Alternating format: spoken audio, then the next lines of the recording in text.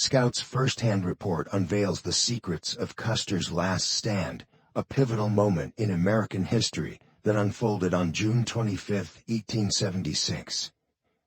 The Battle of Little Bighorn, a day etched in infamy, bravery, and a shroud of mystery, has baffled historians for generations.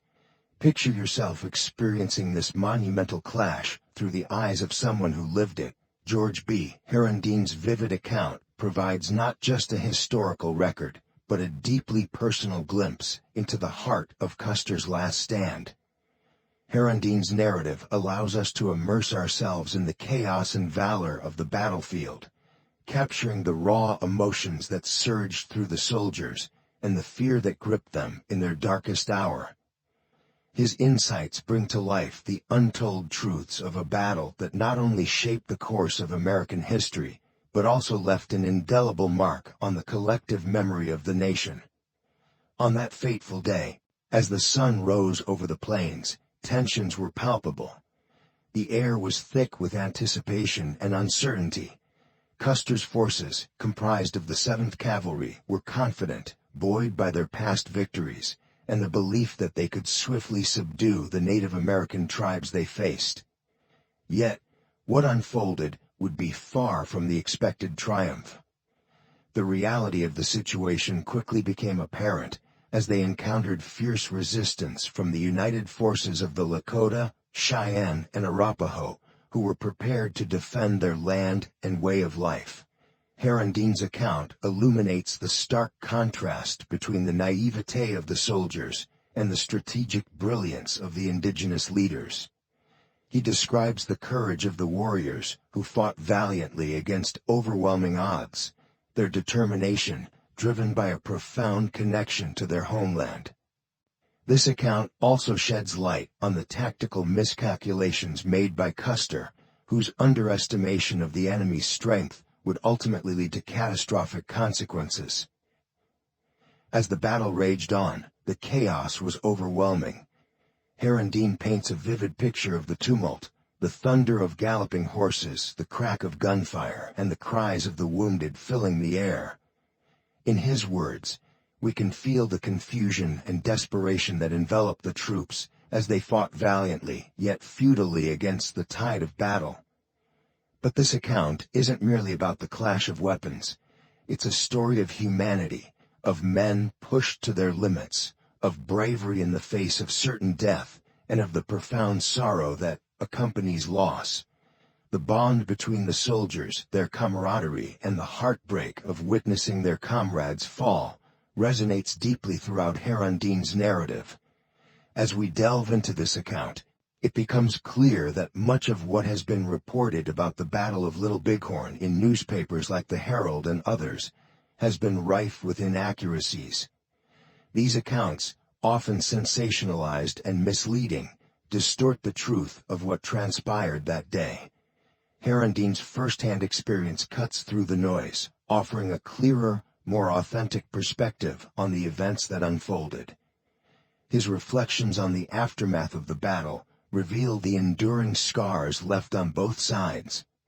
The loss of life was staggering, and the victory for the indigenous tribes, though momentous, was bittersweet.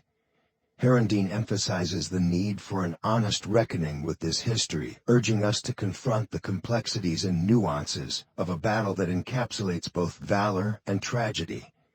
Prepare yourself to embark on this fascinating journey as we uncover the raw emotions and untold truths of a battle that has come to symbolize the clash of cultures in America. Through Herondeen's eyes, we gain not just an understanding of the events of June 25, 1876, but also a deeper appreciation for the human experiences that define our shared history. As you watch, don't forget to like this video and subscribe to our channel to support our community in bringing you more insightful narratives. We strive to share accurate accounts of history, honoring the memories of those who lived it, and ensuring that the lessons of the past are not lost to time. Your engagement helps us continue this important work. Thank you for joining us on this journey. I was with Reno throughout the battle, and have a first-hand account of the events that unfolded before and after. Prior to the conflict, I was stationed with General Gibbon's command at the mouth of the Rosebud when Generals Terry and Custer arrived. It was during this time that General Terry permitted me to accompany General Custer on his march up the Rosebud. He conveyed this decision to me while we were at General Gibbons's tent. Later, I encountered Terry again on the steamer Far West, which was anchored at the mouth of the Rosebud. He inquired about the terrain along the upper stretches of the Rosebud and Tulloch's Fork. While I stood on the forward deck, I was summoned to the cabin, where I found Generals Terry, Gibbons, Custer, and Brisbane convened in a council of war. During this meeting, Terry spread out a map and sought my insights regarding the area surrounding Tulloch's Fork and the Little Bighorn. As they discussed strategy, it became clear that Terry was focused on determining the most advantageous location for the unification of Custer's and Gibbon's columns. I felt a sense of responsibility to provide accurate information, knowing that the decisions made in that room could significantly impact the unfolding campaign. With Custer marching up the Rosebud and Gibbons advancing along the Bighorn, I took the opportunity to share my knowledge of the terrain with the generals. Custer appeared pleased with the information I provided and expressed a strong desire for me to join his command. After our discussion, I returned to the deck, where General Gibbons soon approached me. Custer informed me that I could consider myself hired as a scout, specifically tasked with accompanying him. He explained that once his command reached the head of Tulloch's Creek, I would be responsible for bringing dispatches back down the Tulloch to General Gibbons' command. Although we briefly discussed my compensation for this role, that was the extent of our significant conversation. This exchange occurred on June 21st, shortly before General Gibbons departed from the boat. Afterward, General Brisbane emerged from the cabin, and I took the opportunity to inquire about the likely position of his cavalry in the coming days, so I could plan accordingly. He replied that they would probably be stationed around the mouth of the Little Bighorn, giving me a clearer understanding of where I might find them in the near future. On June 21st at noon, I reported to General Custer and was promptly assigned to Lieutenant Varnum, who was in charge of a group of scouts. Among them was Mitch Boyer, a half-breed scout and guide who had extensive knowledge of the region. This initial meeting was pivotal. Boyer's expertise would prove invaluable as we set out on our expedition. The following day, June 22nd, we began our journey around noon, marching up the Rosebud River. Leading the way were Boyer and Bloody Knife, another scout, closely accompanied by General Custer himself. Lieutenant Varnum and his scouts followed right behind, positioned ahead of the main column. We marched steadily for approximately 12 miles, covering the rugged terrain that lay before us. The beauty of the landscape was striking, but it was tinged with an undercurrent of tension, knowing we were venturing deeper into hostile territory. At around 5 p.m., we made camp for the night. The atmosphere was charged with anticipation as Custer, ever the decisive leader, ordered the bugle to sound reveille at 4 a.m. the next day. The entire command was expected to be ready to march by 5 a.m. on the morning of June 23rd. As dawn broke on the 23rd, we were quick to rise, the air crisp and filled with the sounds of nature waking alongside us. True to his word, we set out promptly at 5 a.m., following the stream for about 4 or 5 miles. It was during this trek that we stumbled upon an Indian trail, one that Reno's men had followed just a few days prior. The discovery of this trail sparked a mix of hope and apprehension among the troops. It was a reminder that we were not alone in this vast expanse. Continuing on the trail, we pressed forward with determination, aware that each step could lead us closer to engagement with the enemy. As the day wore on, the sun arched higher in the sky and the heat became more oppressive. We continued our march until 5 p.m., at which point we made camp for the night once again. The day's exertion had been significant, but the anticipation of what lay ahead kept our spirits buoyed. As evening descended, General Custer took a strategic step by sending the Crow Scouts ahead to gather intelligence about the land and any potential enemy movements. The Crow Scouts, well versed in the ways of the land, were tasked with scouting for any signs of the enemy. Their local knowledge and experience made them essential assets to our mission, and we awaited their findings with bated breath. Sitting around the campfire that night, we shared stories and speculated on what awaited us in the coming days. Tension hung in the air as the unknown loomed large before us. We were aware of the stakes involved. This was not merely a march, but a pivotal moment that could shape the fate of our command and the broader conflict. In the midst of our conversations, I reflected on the complexities of our mission and the profound responsibility resting on Custer's shoulders. His confidence and determination were infectious, and despite the challenges ahead, there was a palpable sense of unity among the men. We were bound by a shared purpose, determined to fulfill our duty. As we prepared to retire for the night, the stars shone brightly overhead, a stark contrast to the uncertainty of our situation. Each of us understood that come morning, we would embark on a path that could lead to either glory or disaster. The expedition had only just begun, yet it felt as if we were already on the precipice of something monumental. Little did we know how pivotal these days would become in the annals of history. On the morning of the 24th, we broke camp at 5 a.m., ready to continue our march up the stream while following the established trail. The air was cool and fresh as we set out, filled with a sense of purpose. Soon after we began, Custer, who was leading the way with Boyer, called me over to his side.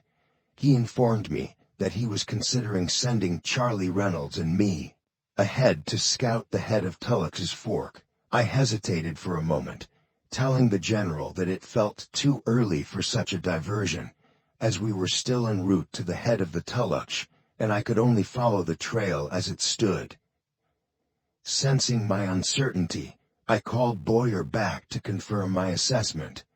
He nodded in agreement, explaining that if we continued up the Rosebud, we would eventually come across a gap that would allow us to cut across and reach the Tulloch in approximately a 15-mile ride. Custer considered this for a moment before conceding, "Very well, I can wait."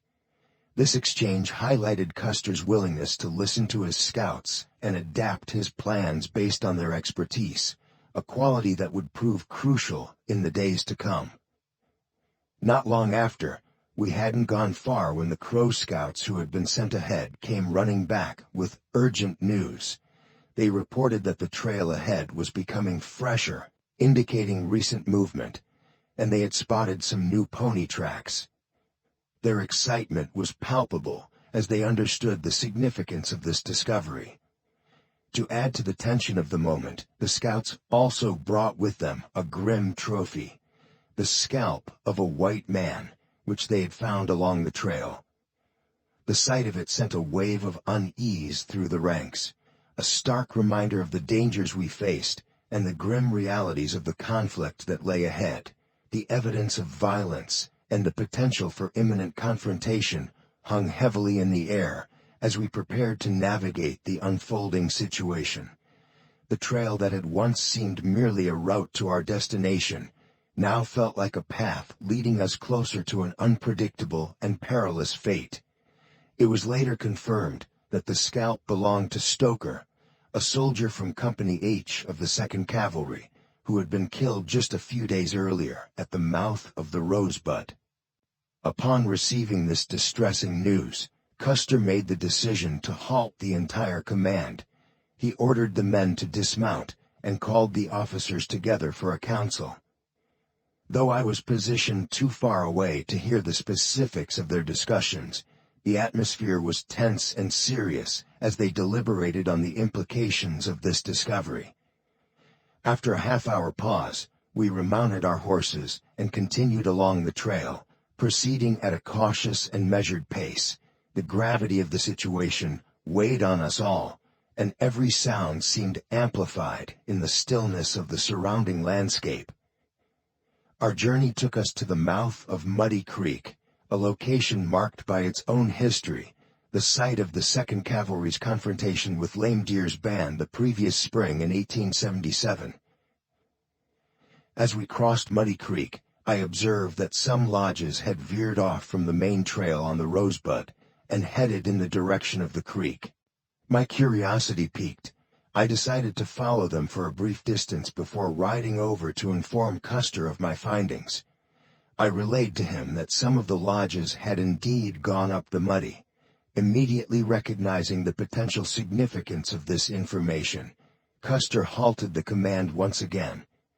He promptly dispatched Lieutenant Varnum to investigate where the Muddy Trail led, understanding that it could provide crucial insight into the movements of the enemy. The command was now more alert than ever, aware that each new piece of information could shift the course of our mission.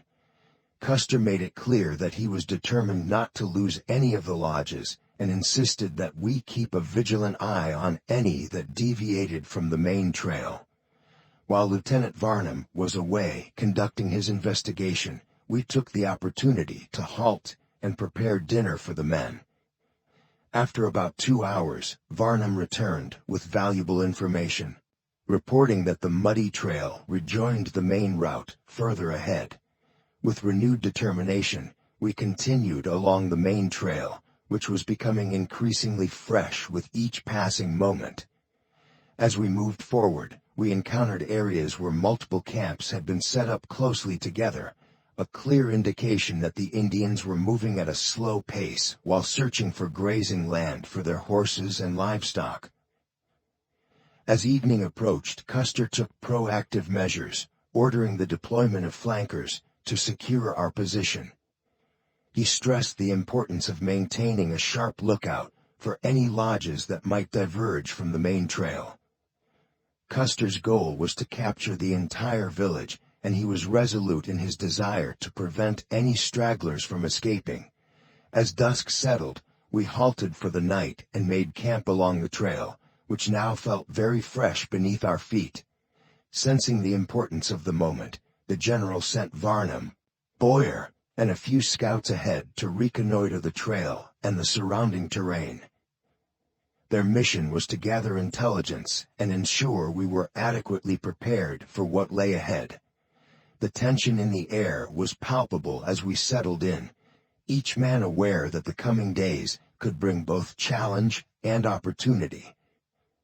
The men received instructions to graze their animals, have supper, and be prepared to depart at 11 p.m. Everyone took advantage of the time to rest until 10 p.m., when we began packing up and getting ready to move out. The night was pitch dark, making our progress slow and cautious. After marching approximately 10 miles, we finally halted around 2 a.m. Here we unsaddled the horses and allowed the men to rest. The packs were carefully removed from the mules, and we did everything possible to ensure the animals were recuperated for the challenges ahead. During the night, our scouts returned with critical information for Custer. They had located the Indian camp. With renewed purpose, we packed up and prepared to advance at first light. Mitch Boyer and Charlie Reynolds, who had been out scouting the area, reported that the camp was vast and sprawling. Boyer was visibly impressed, declaring that it was the largest village he had ever seen, a sentiment Reynolds echoed, emphasizing the sheer number of Indians present. Custer, with unwavering confidence, responded, "I can defeat them." However, Reynolds, always the realist, cautioned that the battle would likely require 6 hours of intense fighting to emerge victorious. This exchange underscored the mix of optimism and the weight of the impending confrontation that hung in the air as we prepared for what lay ahead. The men readied themselves, each one acutely aware that the coming day could define not just the mission, but also their fates. On the morning of June 25th, the final day of our march, Custer halted his troops and did his best to conceal them from view. He then took an orderly with him and rode approximately 4 miles up to the divide, where Lieutenant Varnum and Mitch Boyer were stationed. Custer's goal was to catch a glimpse of the village, which lay just beyond the divide along the Little Bighorn River. While Custer was away, I decided to ride up the dry fork of the Rosebud, following the trail in hopes of gathering more information. I hadn't gone far when I spotted 2 figures crossing the hills in the direction of the Little Bighorn. The sight stirred my instincts, and I took note of their movements. Custer was away for about an hour to an hour and a half, and upon his return, Boyer, who had been accompanying him, inquired if I had seen any Indians. I confirmed that I had indeed seen what appeared to be Indians. Boyer was visibly excited as he exclaimed, "You were within 150 yards of them, and you surprised them." He explained that my presence had startled them, causing them to flee back to their camp as quickly as possible. The realization that I had been so close to the enemy heightened the tension in the air, emphasizing the precariousness of our situation.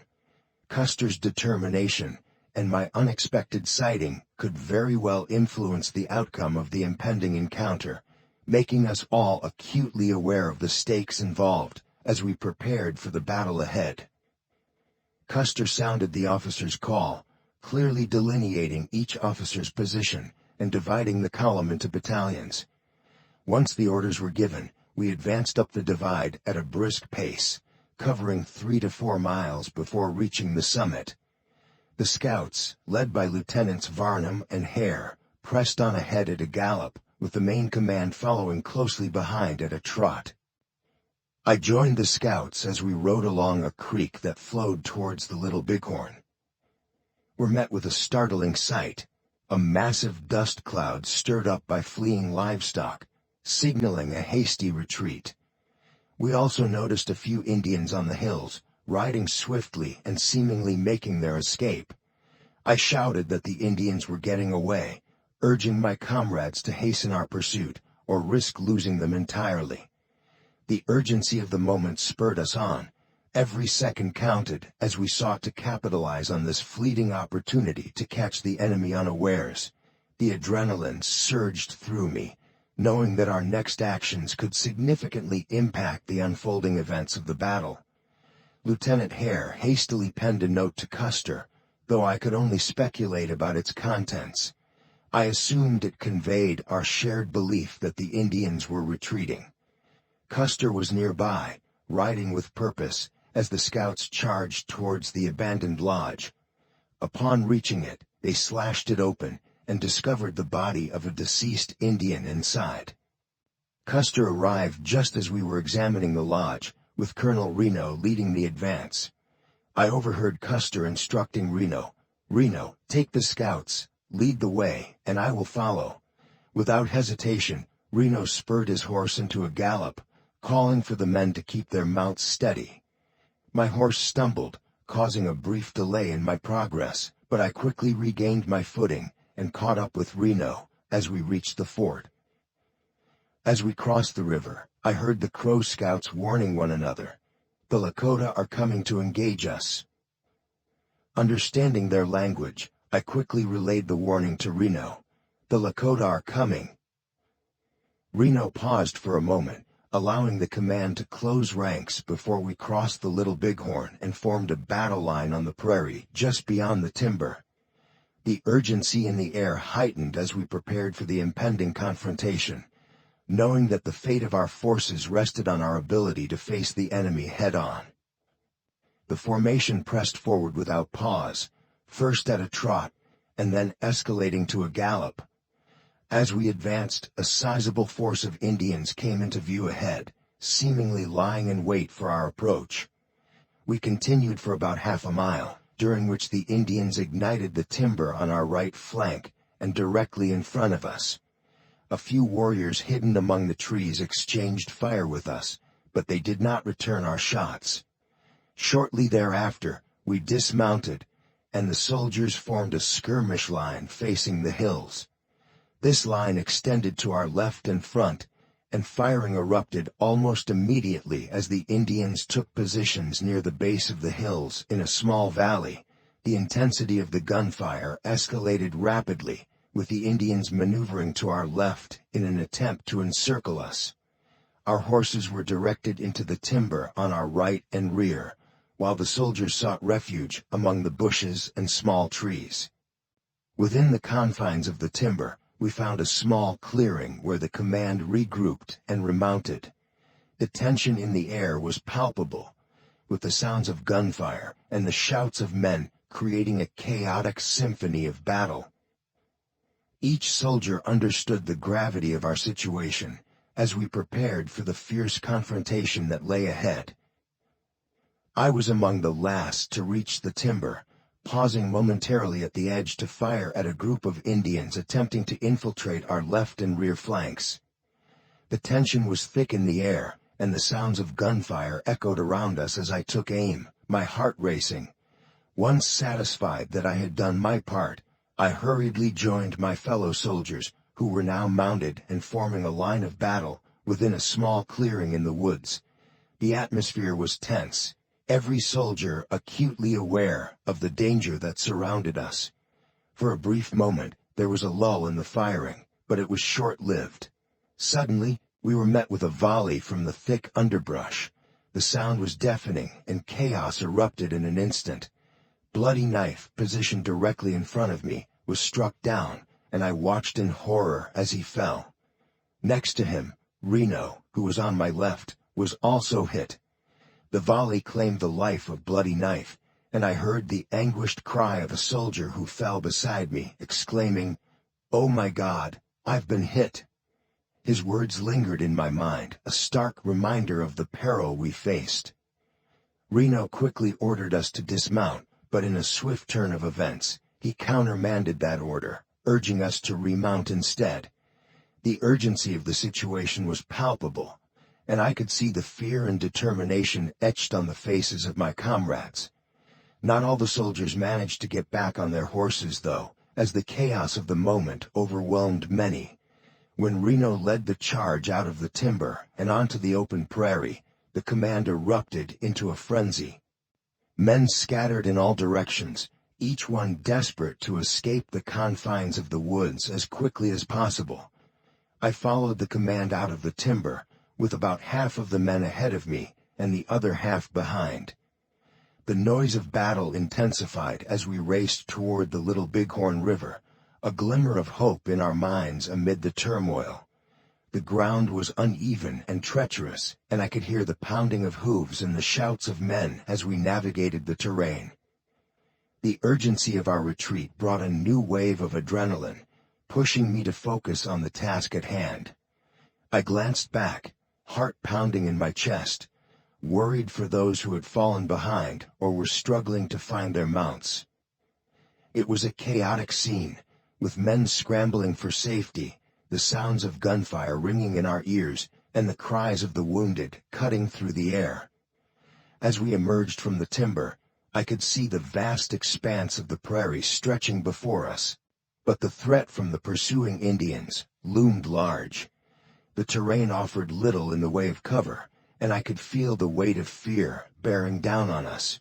We urged our horses forward, knowing that every second counted. The Little Bighorn River was our beacon of hope, but the journey to reach it felt perilous. Despite the confusion, a sense of camaraderie began to emerge as we rode together, united in our determination to survive. I could see the resolve in my comrades' faces, each man pushing his steed to the limits as we galloped toward the river. But the relentless pursuit of the Indians added a grim urgency to our flight. Each moment felt like a test of our courage and resolve. Would we make it to the river, or would the chaos of battle consume us? Turning to the men gathered with me, I felt a mix of urgency and concern wash over me. "Boys," I said, my voice steady despite the chaos we had just witnessed, "it's time we left." I pointed toward the stillness that had enveloped the valley below us, emphasizing that the fighting had ceased. Although the outcome of the skirmish remained uncertain, I harbored a sinking suspicion that the Indians had gained the upper hand. My instincts urged caution, and I warned my comrades that we should retreat before the Indians returned to reclaim their position up the valley. With determination, I took the lead, urging the men to follow closely behind me. As we navigated our way through the underbrush, we encountered only a handful of Indians, 5 to be precise, between ourselves and Major Reno's position. They seemed caught off guard by our presence, allowing us to slip past without any major confrontation. As we progressed, the tension in the air was palpable, our senses heightened as we moved carefully, aware that danger could be lurking at any moment. From about a mile away, we spotted Reno's troops, halted on a hill, a sign of their own struggle and resistance against the overwhelming odds. Relief washed over me as we approached, for the sight of familiar faces in such tumultuous times was a beacon of hope amidst despair. We rejoined Reno's command around 5 p.m., our collective breaths heavy with the exertion of our escape and the weight of the battle we had just endured. Once we emerged from the timber, however, our relief was short-lived. A vast number of Indians were advancing up the valley, their movements swift and purposeful. It became apparent that the threat was far from over. The chilling sight of their numbers was a stark reminder of the ferocity of the conflict we were embroiled in and the precariousness of our situation. We had narrowly evaded one confrontation, but now we faced the daunting reality that the battle was likely to escalate once again. The landscape around us shifted as the Indians advanced, a relentless tide that seemed to swell with each passing moment. Our formation was crucial. We needed to maintain our strength and cohesion to withstand the imminent clash. We exchanged hurried whispers among our ranks, discussing strategies and assessing our options. The stakes were high, and every decision we made could mean the difference between life and death. As I looked out over the approaching wave of warriors, I felt a deep-seated resolve ignite within me. We would not go down without a fight. We owed it to ourselves and to the comrades we had lost. The spirit of survival surged through us, fueling our determination to stand firm in the face of adversity, ready to confront whatever lay ahead. As I ascended the hill, I could see the situation unfolding below with unsettling clarity. Reno's forces, still reeling from the initial chaos, began to move in the direction that Custer had taken. However, their advance was short-lived. Almost immediately, they were met with fierce resistance from the Indians, who swiftly repelled our troops and forced them back to their original position on the hill. The scene was one of turmoil. The Indians launched a relentless and coordinated attack on Reno's troops, their resolve unwavering as they pressed the advantage until nightfall. The battle raged on, the sound of gunfire mingling with shouts and war cries, echoing off the surrounding hills. As the sun dipped below the horizon, it painted the sky in hues of orange and red, a stark contrast to the grim reality unfolding on the battlefield. Our men were exhausted and demoralized, their spirits waning with each passing hour. The need for water became increasingly desperate. The men suffered greatly from thirst, and the unbearable heat compounded our misery. It was during this time that a harrowing incident unfolded. Up to 7 men were wounded while attempting to procure water from a nearby creek. The urgency of their thirst outweighed their caution, and they were caught in the crossfire, a poignant reminder of the dangers that lurked even in the simplest tasks. In the midst of this chaos, Captain Benteen emerged as a figure of strength and resolve. I firmly believe he saved the fight on the hill that day. His leadership was vital in organizing our scattered forces, rallying us to hold our ground against the mounting pressure. Benteen's cool demeanor and strategic mind provided a glimmer of hope amidst the overwhelming despair. He worked tirelessly, coordinating our movements and ensuring we were prepared for whatever might come next. As we settled into the relentless grind of battle, the uncertainty of Custer's fate loomed over us like a dark cloud. None of us knew with certainty what had become of him or his command. Whispers circulated among the men, filled with speculation and fear. Had Custer been successful in his mission, or had he met a grim end at the hands of the Indians? It wasn't until General Terry arrived with Gibbon's command on the morning of June 27 that we finally received any semblance of clarity regarding Custer's fate. The reports of the attack were staggering. I later learned that the number of Indians who had engaged Reno's command on June 25 could not have exceeded 200 warriors. Despite the ferocity of their assault, I do not believe that anyone had been killed before Reno's retreat into the timber. Only one man had fallen during the frantic attempt to break for the bluffs, a single casualty that stood as a testament to the chaos of the moment. As dawn broke on June 26, the battle resumed with renewed vigor. The air was thick with tension, and we all understood that the stakes had never been higher. Our minds were sharp, our bodies weary, but we remained resolute. The fight continued unabated until 4:01 p.m., each hour dragging on as we faced the reality of our dwindling resources and the relentless pressure from the enemy. We were locked in a desperate struggle, fighting not only for our lives, but for the honor of our fallen comrades and the legacy of those who had fought beside us. Through it all, the landscape around us bore witness to the brutality of war. Scorched earth, the cries of the wounded, and the indomitable spirit of those who refused to yield. The shadows lengthened, and as night fell once again, we prepared ourselves for what lay ahead, knowing that the fight was far from over, and that we had to be ready for whatever the next day would bring. Contrary to various reports circulating at the time, the horses were not exhausted, nor were the men worn out and drowsy upon our arrival at the battlefield. In fact, the animals were remarkably fresh, and Custer led a contingent of men who were as well fed and spirited as any troops could hope to be before entering battle. Our initial assessment of the situation indicated that the Indians were in retreat, and our primary concern was whether they could escape before we had the opportunity to engage them. I do not believe that Custer's engagement lasted for any significant duration. In my estimation, the encounter concluded in less than 2 hours.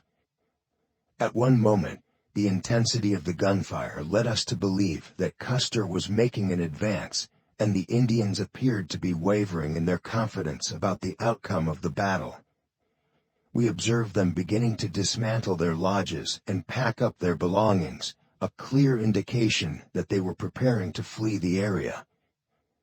The distance from the mouth of the Rosebud, where Custer commenced his march, to the battlefield at the mouth of the Little Bighorn, was over 100 miles.